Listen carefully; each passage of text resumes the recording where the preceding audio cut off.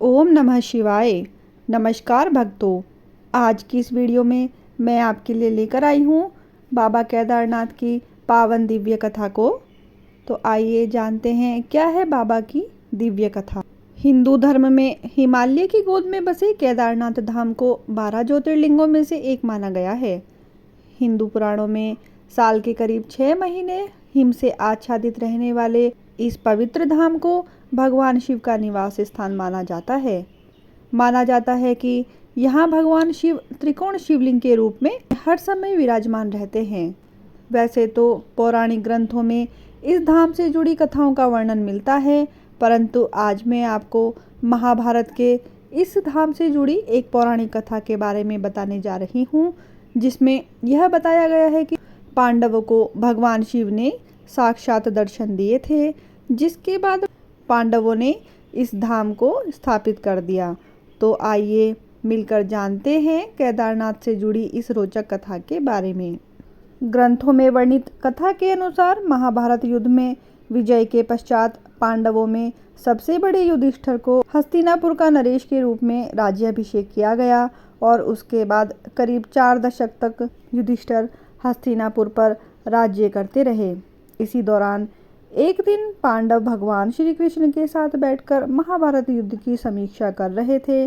समीक्षा में पांडवों ने श्री कृष्ण से कहा, नारायण, हम सभी पांडवों पर ब्रह्म हत्या के साथ अपने बंधु बांधवों की भी हत्या का कलंक है।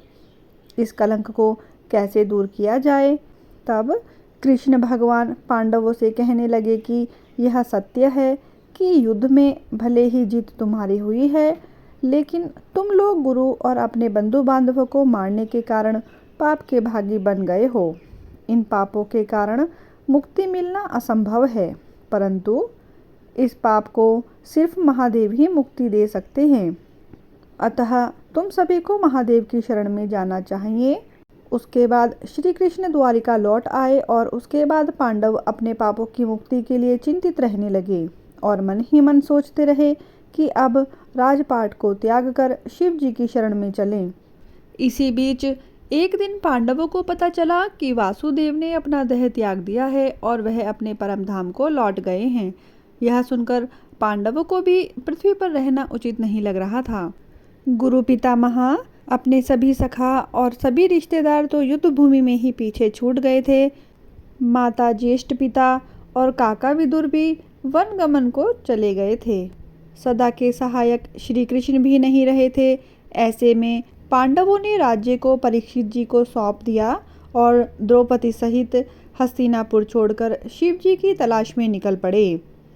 हस्तिनापुर से निकलने के बाद पांचों भाइयों ने और द्रौपदी ने भगवान शिव के दर्शन के लिए सबसे पहले पांडव काशी पहुँचे, परंतु बाबा भोलेनाथ उनको वहाँ नहीं मिले।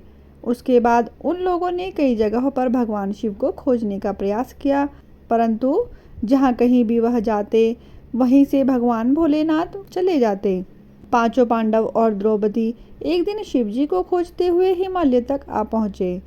यहाँ भी जब भगवान शिव ने इन लोगों को देखा तो वह छिप गए, परंतु यहाँ युधिष्ठिर ने भगवान शिव को छुपते हुए देख लिया। तब युधिष्ठिर ने भगवान शिव से कहा कि हे प्रभु, आप कितना भी छिप जाएं, लेकिन हम आपके दर्शन के बिना यहाँ से नहीं जाएंगे। और मैं यह भी जानता हूँ कि आप इसलिए छिप रहे हैं क्योंकि हमने पाप किया है। युधिष्ठिर के इतना कहने के बाद पांचों पांडव आगे बढ़ने लगे। उसी समय उन पर एक बैल झपट पड़ा। यह देख भीम उससे लड़ने लगा। इसी बीच बैल ने चट्टानों के बीच में अपना सिर छिपा लिया, जिसके बाद भीम उसको पूंछ पकड़कर खींचने लगे तो बैल का धड़ अलग हो गया और उस बैल का धड़ शिवलिंग में बदल गया और कुछ ही क्षण पश्चात शिवलिंग से भगवान शिव प्रकट हुए। शिव ने पांचों पांडवों को क्षमा कर दिया। आज भी इस घटना के प्रमाण में केदारनाथ का जो शिवलिंग है वह बिल्कुल बैल के धड़ के रूप में ही मौजूद है। भगवान शिव को अपने सामने साक्षात देखकर पांडवों ने उन्हें प्रणाम किया और उसके बाद भगवान शिव ने पांडवों को स्वर्ग का मार्ग बताया और अंतर्ध्यान हो गए। उसके बाद पांडवों ने उस शिवलिंग की पूजा अर्चना की और आज भी वही शिवलिंग केदार धाम के नाम से प्रचलित है। माना जाता है कि पांडवों को स्वर्ग जाने का रास्ता, क्योंकि भगवान शिव ने यहाँ से दिखाया था। इसीलिए हिंदू धर्म में केदारनाथ को मुक्ति का स्थल माना जाता है।